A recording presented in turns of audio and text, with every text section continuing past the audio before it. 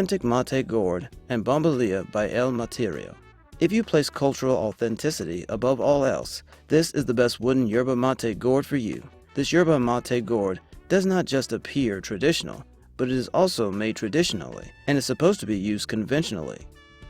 This wooden gourd is handcrafted and then splashed with fire to achieve a rustic, uniquely patterned outer skin.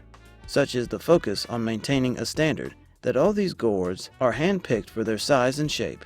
Even the bombilla is made traditionally. It is prepared using nickel-plated brass bombilla with native ornamental etchings. And if you thought the authenticity ends there, you are in for a surprise. The homage to traditional comes full circle when even you, the user, is meant to interact with it as the original yerba mate drinkers did. The authentic mate gourd and bombilla by El Matero requires a curing process before it can be used. This process includes filling it with yerba mate and the water for about 24 hours before the insides are scraped for debris and washed. This yerba mate gourd epitomizes the respect for traditional and will be well suited for users who intend to do the same.